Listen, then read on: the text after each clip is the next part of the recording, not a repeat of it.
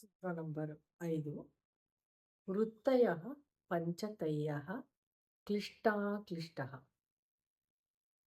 ಪದಗಳ ವಿಭಾಗ ವೃತ್ತಯಃ ಪಂಚತಯಃ ಕ್ಲಿಷ್ಟಾಃ ಅಕ್ಲಿಷ್ಟಾಃ ಪದಗಳ ಅರ್ಥ ವೃತ್ತಯಃ ಅಂತರಂಗ ಚತುಷ್ಟಯದ ಎಲ್ಲ ಚಟುವಟಿಕೆಗಳು. ಪಂಚತಯಃ 5 ವಿಭಾಗವಾಗಿದೆ. ಕ್ಲಿಷ್ಟಾಃ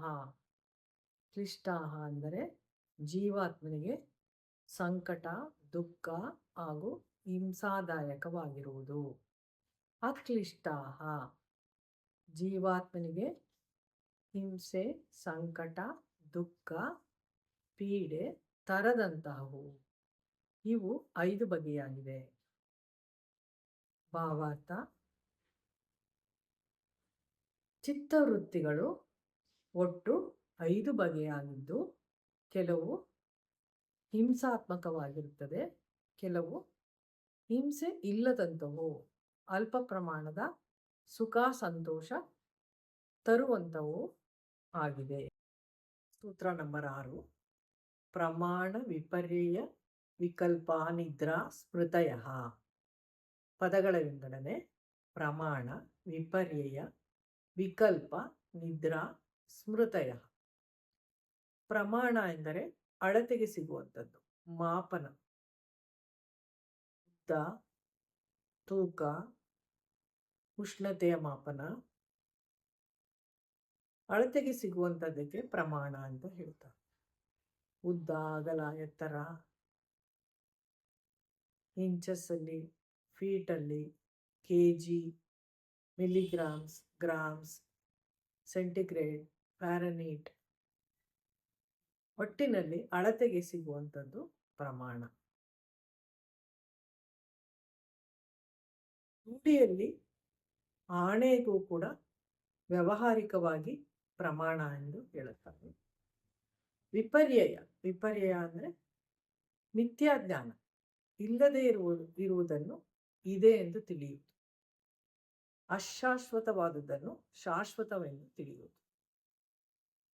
ಉದಾಹರಣೆಗೆ, ಪ್ರಾಣಿಗಳ ಬಲಿ ಕೊಡುವುದರಿಂದ ದೇವರು ಪ್ರೀತಿಯಾಗುತ್ತದೆ ಎಂದು ಹೇಳುವುದು. ಭೂಮಿಯು ಗುಂಡಾಗಿದ್ರೂ ಸಮತಲವಾಗಿದೆ ಎಂದು ತಿಳಿಯುವುದು.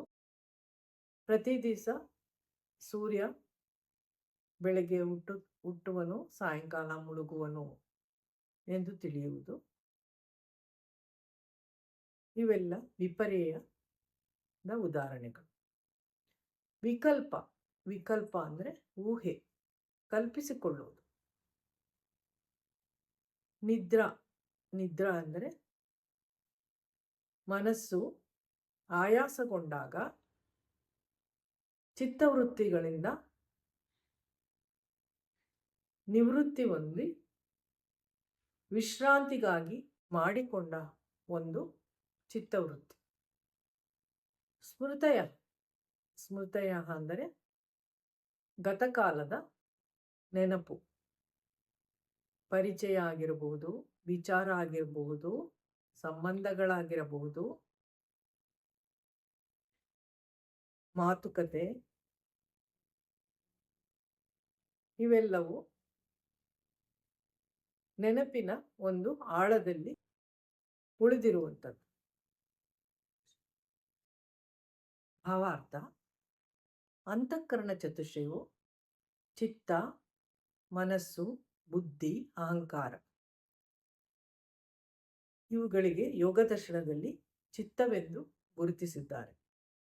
ಈ ಚಿತ್ತದಿಂದ ಆಗುವ ಎಲ್ಲ ಚಟುವಟಿಕೆಗಳ ಸಮೂಹಕ್ಕೆ ಚಿತ್ತವೃತ್ತಿ ಎಂದು ಹೇಳುತ್ತಾರೆ. ಈ ಚಿತ್ತವೃತ್ತಿಯ ಚಕ್ರವ್ಯೂಹದಿಂದ ಹೊರಗಡೆ ಬರಲು, ನಿರ್ವಿಕಲ್ಪ ಸಮಾಧಿಯನ್ನು ತಲುಪಲು ಚಿತ್ತವೃತ್ತಿಗಳ